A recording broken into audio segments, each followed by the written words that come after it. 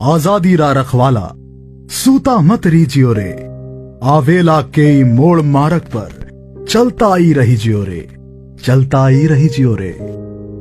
मरुधरा में वर्तमान समय में एक नाम है जो हर किसी की जबान पर छाया हुआ है। लोकसभा चुनाव को देखते हुए यहाँ का जनमानस अब बदलाव चाहता है। वर्तमान परिस्थितियों की अगर बात करें तो भाई उमेदाराम बेनीवाल का नाम हम सबके दिलों में आता है। लोकसभा क्षेत्र बाड़मेर, जैसलमेर, बालोतरा से इंडिया गठबंधन से कांग्रेस पार्टी के अधिकृत उम्मीदवार श्री उमेदाराम बेनीवाल का दृढ़ संकल्प इस बार मरुधरा की राजनीति में नए आयाम स्थापित करेगा। ऐसे में आइए जानते हैं मरुधरा की तस्वीर को बदल देने का इरादा रखने वाले उमेदाराम बेनीवाल के बारे में।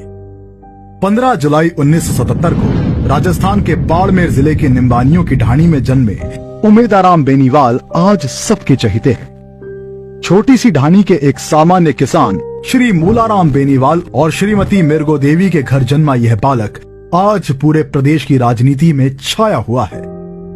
यह हम सबके लिए बड़े ही गर्व की बात है। हम सबके बीच का एक सामान्य किसान परिवार का बेटा पूरे देश के उन चुनिंदा राजनेताओं में से एक है जिसकी छवि पानी के जितनी निर्मल है।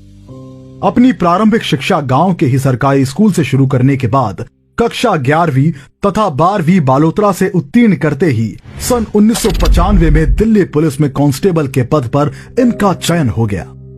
इसी दौरान महर्षि दयानंद सरस्वती यूनिवर्सिटी अजमेर से स्वयं पाठी छात्र रहते हुए वर्ष 2000 में स्नातक की शिक्षा पूर्ण की। 10 वर्षों तक दिल्ली पुलिस के जवान के रूप में जनता की सेवा करने के बाद सन 2006 में स्वैच्छिक सेवानिवृत्त लेकर अपना हैंडीक्राफ्ट का उद्योग शुरू किया। परमपिता परमेश्वर की कृपा एवं कड़ी मेहनत की बदौलत उद्योगों में श्री उमेदाराम बेनीवाल को सफलता मिली।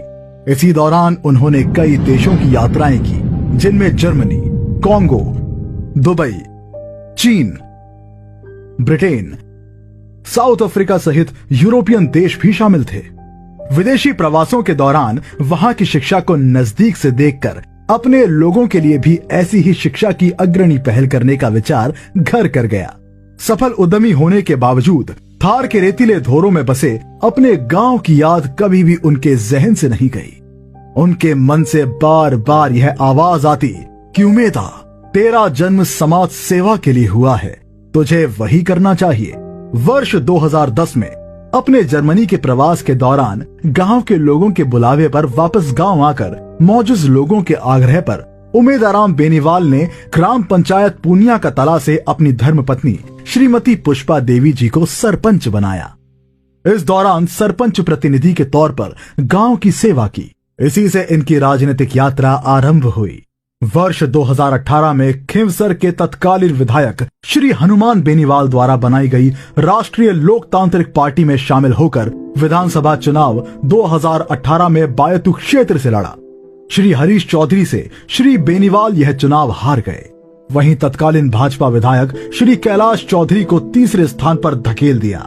चुनाव में मिली असफलता के बाद श्री बेनीवाल किंचित भी निराश नहीं हुए और लगातार सक्रिय रूप से आम जन के बीच में अपनी उपस्थिति दर्ज करवाते रहे। परिणाम स्वरूप पंचायती राज चुनाव 2020 में श्री उमेदाराम बेनीवाल बाड़मेर जिला परिषद के वार्ड 34 से जिला परिषद सदस्य निर्वाचित हुए। चुनाव परिणाम चाहे जो कुछ भी रहे हो, लेकिन उमेदाराम ने अपने सेवा भाव को कभी कम नहीं होने दिया और निरंतर जनसेवा में लगे रहे।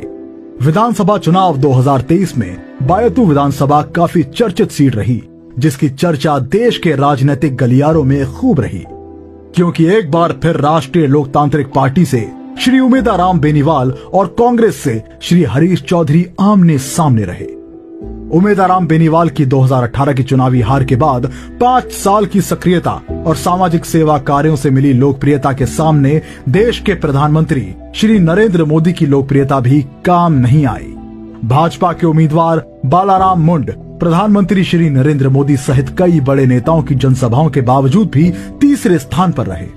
रालोपा प्रत्याशी श्री उमेदाराम बेनीवाल एवं श्री हरीश चौधरी के बीच में चुनाव में कड़ी टक्कर रही।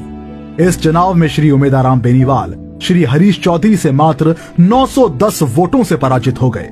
हार के बाद भी श्री उमेदाराम बेनीवाल की लोकप्रियता की चर्चा पूरे देश में होने लगी। इनकी कई ऐसी खास बातें हैं जो आज की राजनीति में इन्हें अलग बनाती हैं। हमने देखा है अक्सर असफलताओं के बाद कई लोग निराश हो जाते हैं। वहीं उमेदाराम बेनीवाल ने वर्ष 2018 एवं 2023 का चुनाव हारने के बाद भी अपने किए हुए वादों को पूरा करने का यथासंभव प्रयास किया है। बायतू विधानसभा क्षेत्र के सरकारी एवं निजी विद्यालयों में कई डिजिटल क्लासरूम का निर्माण इसका जीवंत उदाहरण है। कई वर्षों पूर्व जब विकसित देशों की यात्रा के दौरान वहां की स्कूली व्यवस्था एवं तकनीकी शिक्षा को देखकर ऐसी व्यवस्था की स्थापना अपने क्षेत्र के स्कूलों में करने का संकल्प लिया था। उसी सोच की बदौलत डिजिटल शिक्षा की क्रांति की कल्पना आज बाड़मेर, जैसलमेर, बालोतरा समेत संपूर्ण प्रदेश कर रहा है। इसी वजह से 3 अप्रैल 2024 की नामांकन रैली में कई प्रमुख वक्ताओं ने इनका जिक्र किया था। हमारे यहाँ पानी जितना गहरा है, यहाँ के लोग भी उतने ही गहरे हैं। हमारी परंपरा, हमारी विरासत आज हमें एक ऐसे व्यक्ति के हाथों में सौंपनी है जिसने शिक्षा के साथ साथ सामाजिक, धार्मिक एवं राजनीतिक क्षेत्र में कई सरोकार के कार्य किए हैं। बात चाहे कौशल विकास केंद्रों की स्थापना की हो या फिर रिफाइनरी एवं निजी कंपनियों के स्थानीय लोगों को रोजगार देने की, इन्होंने उसे पुरजोर तरीके से उठाया। स्थानीय नेताओं की राय एवं इनकी लोकप्रियता को देखते हुए देश की सबसे पुरानी पार्टी कांग्रेस ने बाड़मेर, बालोतरा, जैसलमेर लोकसभा क्षेत्र से इन्हें अपनी पार्टी का उम्मीदवार बनाया है। आइए हम मिलकर संकल्प लें कि आगामी 26 अप्रैल 2024 को श्री उमेदाराम बेनीवाल के पक्ष में मतदान करके देश की सबसे बड़ी पंचायत लोकसभा में इन्हें भेजकर थार की आवाज को संसद की पटल पर बुलंद करेंगे।